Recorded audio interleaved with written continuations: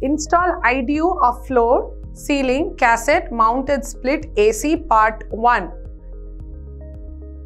নমস্কার, আমার নাম সৌরিনী ব্যানার্জি। আশা করি আপনারা সকলেই আজকের অধিবেশনের জন্য উদ্গ্রীব হয়ে আছেন। এই মডিউলে আমরা মেঝে, সিলিং বা ক্যাসেট মাউন্ট করা স্প্লিট এসির একটা ইনডোর ইউনিট ইনস্টল করতে শিখতে যাব। এই অনুশীলনী শেষে আপনি সক্ষম হবেন স্প্লিট এসির মেকানিক্যাল, ইলেকট্রিক্যাল কম্পোনেন্টস চিহ্নিত করতে, প্যাক থেকে খুলতে এবং স্প্লিট এসির ইনডোর ইউনিট লাগাবার জন্য উপযুক্ত জায়গা বা অবস্থান নির্বাচন করতে, স্প্লিট এসির ইনডোর ইউনিট ইনস্টল করতে, প্যাক থেকে খুলতে এবং স্প্লিট এসির আউটডোর ইউনিট লাগাবার জন্য উপযুক্ত জায়গা নির্বাচন করতে, স্প্লিট এসি সিস্টেমের আউটডোর ইউনিট ইনস্টল করতে, স্প্লিট এসির আউটডোর ইউনিটের কম্পোনেন্টগুলো পরীক্ষা করতে। আসুন আমরা এই অনুশীলনীটা করার জন্য প্রয়োজনীয় যা যা সরঞ্জাম, উপকরণ এবং যন্ত্রপাতিগুলি লাগবে সেটা একবার দেখে নিই।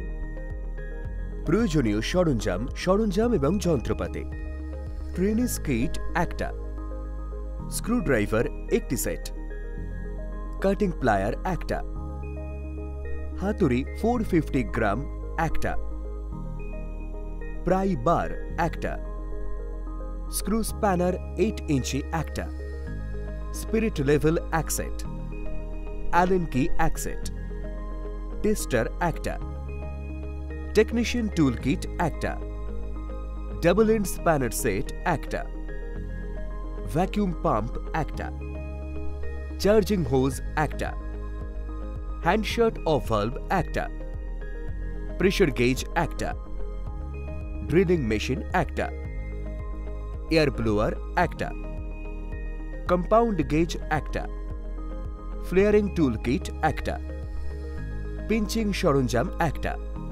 প্রয়োজনীয় সরঞ্জাম: একটি স্প্লিট এসি সিস্টেম একটা, প্রয়োজনীয় উপকরণ এবং উপাদান: লুব্রিকেটিং অয়েল প্রয়োজন মতো, গ্রিজ প্রয়োজন হিসাবে, angle frame, rubber pad, relay, capacitor, trichloro ethylene, বর্জ্য তুলো, তারের ব্রাশ।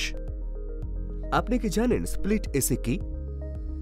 একটি স্প্লিট সিস্টেম এয়ার কন্ডিশনার দুটি অংশ নিয়ে গঠিত, একটি ভিতরের এবং একটি বাইরের ইউনিট। ভিতরের ইউনিট তাপ শোষণ করে আর বাইরের ইউনিট বাতাসকে ঠান্ডা করে এবং দেওয়ালের একটি ছোট গর্তের মধ্যে দিয়ে যাওয়া ইনসুলেটেড টিউবগুলির মাধ্যমে বাড়ির অভ্যন্তরে সঞ্চালন করে।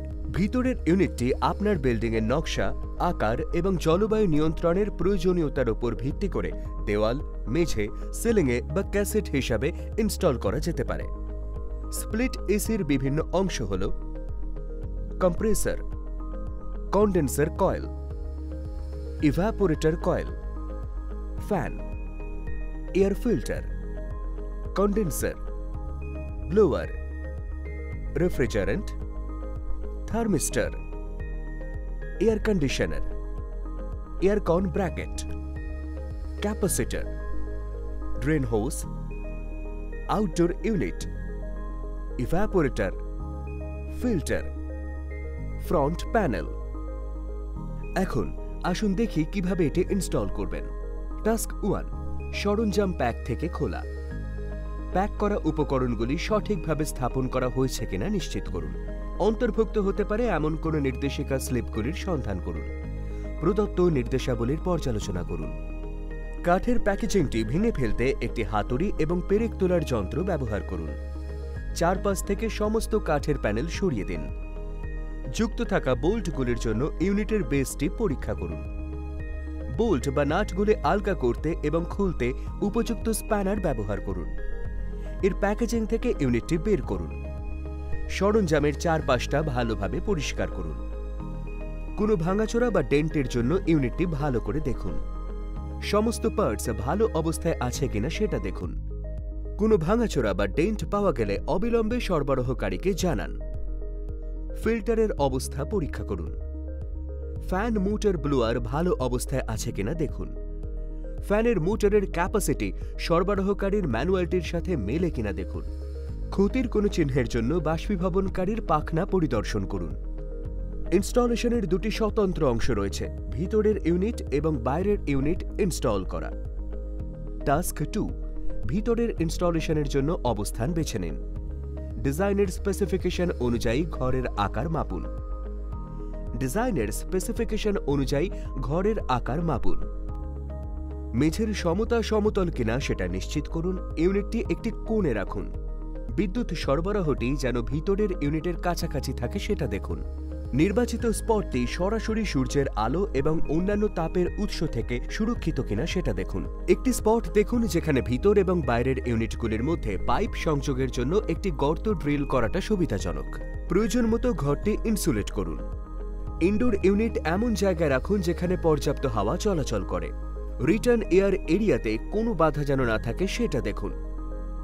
ঘরের বাইরে যাতে সহজে নিকাশি হয় ইনডোর ইউনিটটি সেইভাবেই রাখুন। সঠিক ক্রিয়া প্রণালীর জন্য ইনডোর ইউনিটের চারপাশে পর্যাপ্ত ফাঁকা জায়গা রাখুন।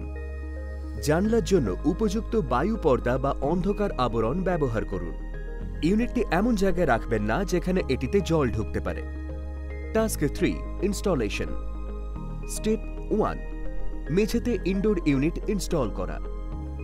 ইনডোর ইউনিটটি ঘরের নির্ধারিত কোণে রাখুন।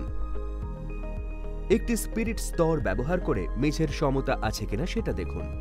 নিরবিচ্ছিন্ন কাজের জন্য পর্যাপ্ত জায়গা নিশ্চিত করুন। কম্পন কমাতে ইনডোর ইউনিটের নিচে রাবার প্যাড ব্যবহার করুন। পিভিসি পাইপ ব্যবহার করে যথাযথ নিকাশি স্থাপন করুন। কার্যকর জল প্রবাহের জন্য ইনডোর ইউনিটের একটি দিক সামান্য উপরের দিকে কাত করুন। পিভিসি ড্রেন লাইন বরাবর সমানভাবে ক্ল্যাম্পগুলি ইনস্টল করুন। ইনডোর ইউনিটে সাকশন ও লিকুইড লাইনগুলি সংযোগ করার জন্য স্থান বরাদ্দ করুন। ক্রিয়া প্রণালী চলাকালীন কম্পনের জন্য ব্লোয়ারটি পরীক্ষা করুন। বায়ু প্রবাহের পথে কোনো বাধা আছে কিনা সেটা দেখুন। নিশ্চিত করুন যে সমস্ত ফ্লেয়ার ফিটিংগুলি নিরাপদে শক্ত আছে। ব্লোয়ারগুলি শাফটের সাথে সঠিকভাবে যুক্ত আছে সেটা যাচাই করুন। আস্তে করে অ্যালেন স্ক্রু শক্ত করুন।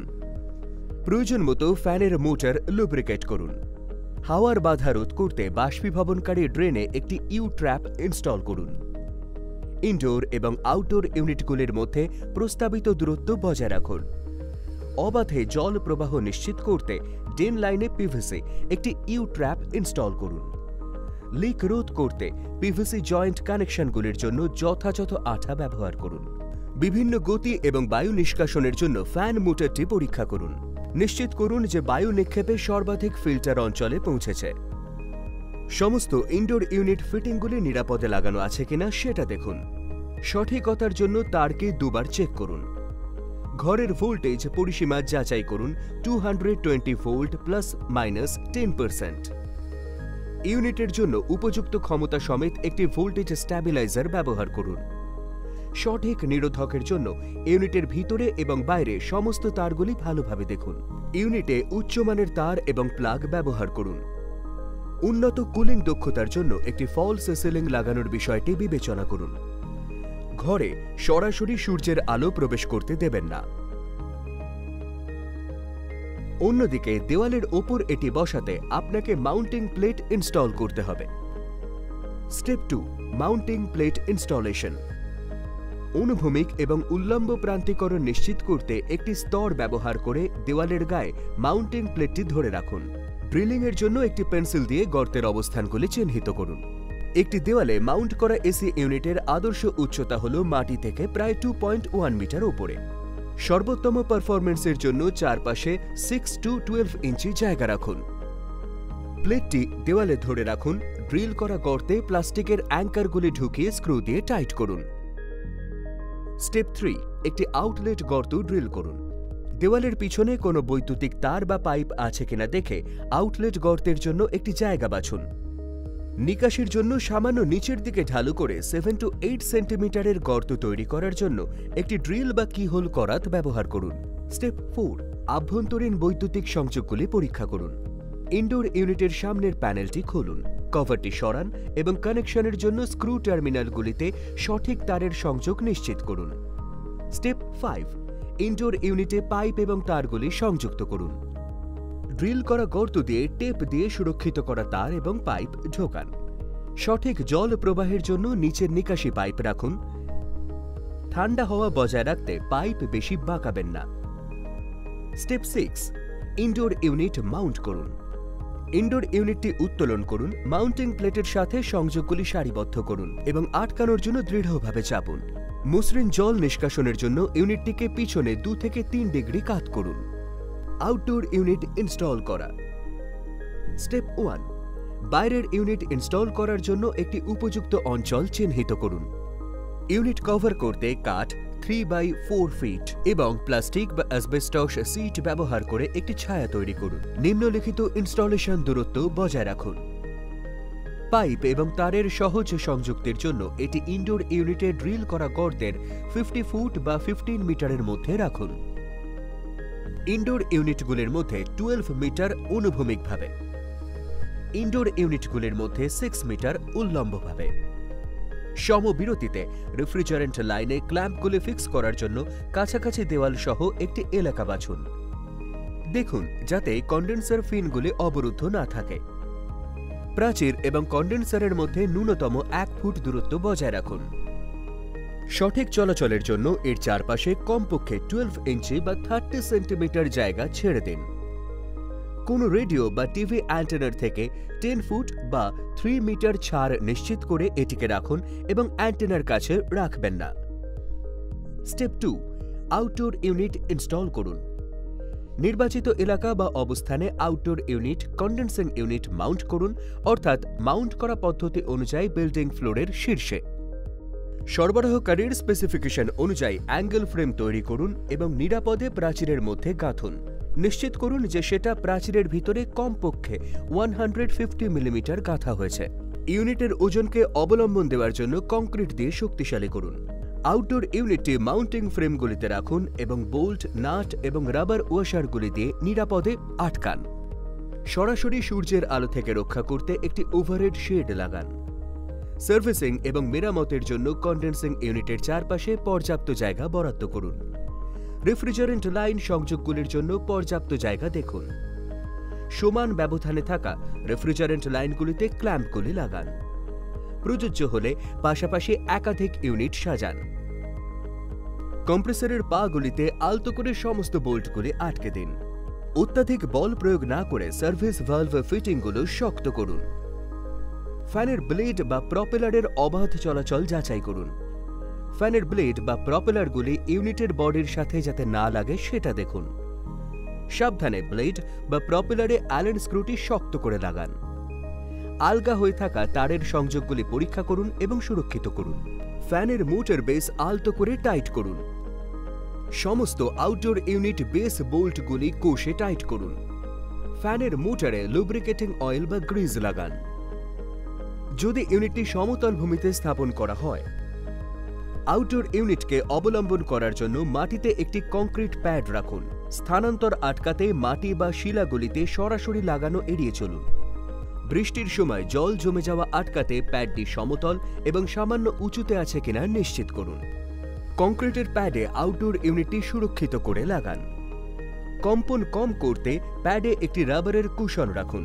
তারপরে অ্যাঙ্কার বোল্টগুলি ব্যবহার করে কন্ডেন্সার ইউনিটকে দৃঢ়ভাবে আটকান। স্টেপ 4, আউটডোর ইউনিটের বৈদ্যুতিক তারের পরীক্ষা করুন।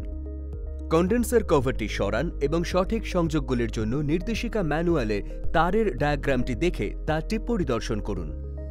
ক্ল্যাম্পগুলি দিয়ে কেবলগুলিকে বাঁধুন এবং কভারটি প্রতিস্থাপন করুন। স্টেপ 5, তামার পাইপগুলি সুরক্ষিত করতে ফ্লেয়ার নাট ব্যবহার করে ম্যানুয়ালটিতে নির্দেশিত হিসাবে পাইপিং এবং তারগুলি আউটডোর ইউনিটে সংযুক্ত করুন।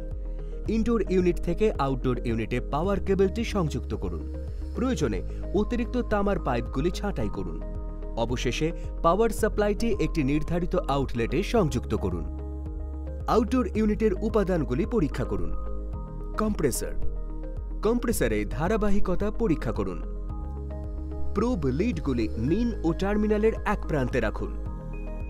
মাল্টিমিটারের অন্য প্রোবটি অন্য টার্মিনালে রাখুন। মাল্টিমিটারে ধারাবাহিকতা পরীক্ষা করুন। অন্যান্য টার্মিনালের জন্য এই পদ্ধতিটি অনুসরণ করুন। Fan motor. সরবরাহ তারের সাথে ফ্যান মোটর সংযুক্ত করুন। মোটর চালান। গতি পরীক্ষা করুন। পদ্ধতি অনুসরণ করুন। ইনস্টলেশন সম্পন্ন করা। স্টেপ 1, রেফ্রিজারেন্ট সার্কিট থেকে বাতাস এবং আর্দ্রতা সরিয়ে দিন। সার্ভিস পোর্টে একটা ভ্যাকুয়াম পাম্প হোস সংযুক্ত করুন। তারপর ভ্যাকুয়াম চালু করুন যতক্ষণ না এটা 10 মিলিমিটার এই যে অ্যাবসলিউট ভ্যাকুয়ামে পৌঁছে যায়। লিকগুলি পরীক্ষা করুন, তারপরে সংযোগ বিচ্ছিন্ন করুন এবং পরিষেবা পোর্ট এবং ক্যাপগুলি প্রতিস্থাপন করুন। স্টেপ 2, কিটে দেওয়া ক্ল্যাম্পগুলি ব্যবহার করে দেওয়ালের সাথে পাইপিংটি সুরক্ষিত করুন। ম্যানুয়ালের নির্দেশাবলী অনুযায়ী সেগুলি পর্যাপ্ত ব্যবধানে আছে কিনা সেটা নিশ্চিত করুন। স্টেপ 3, বায়ু এবং পোকামাকড়ের অনুপ্রবেশ রোধ করতে প্রসারিত পলিউরেথেন ফ্যানা দিয়ে প্রাচীরের গর্তটি সিল করুন। এয়ার কন্ডিশনার সিস্টেম চালু করার আগে ফোমটি শুকোতে দিন। স্টেপ 4, ইউনিটটি চালু করুন এবং শীতল বাতাস উপভোগ করুন। ইনডোর ইউনিট থেকে এসি চালু করুন এবং শীতল বাতাস সঞ্চালনের জন্য অপেক্ষা করুন। যে কোনো অপারেশনাল সমস্যার জন্য নির্দেশিকা ম্যানুয়ালটি দেখে নিন। সুতরাং আমরা সফলভাবে একটি স্প্লিট এসি ইউনিট ইনস্টল করেছি। Performance checking. Task 1, manifold gauge দিয়ে প্রেসার মূল্যায়ন। সিস্টেমে একটি গেজ ম্যানিফোল্ড সংযোগ করুন। ইউনিটটি একটানা 2 ঘন্টা চালান। সাকশন এবং ডিসচার্জ লাইনে প্রেসারের স্তরগুলি নিরীক্ষণ ও রেকর্ড করুন। টাস্ক 2, কুলিং দক্ষতা পরীক্ষা। এয়ার কন্ডিশনার চালু করুন। তাপমাত্রা একটি নির্দিষ্ট মানে সেট করুন 24 ডিগ্রি সেলসিয়াস।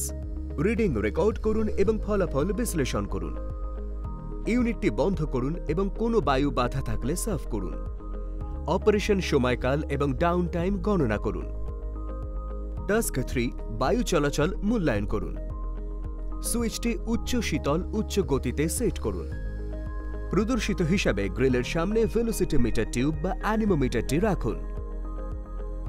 রেকর্ড শিটে বায়ু প্রবাহ পরিমাপ রেকর্ড করুন।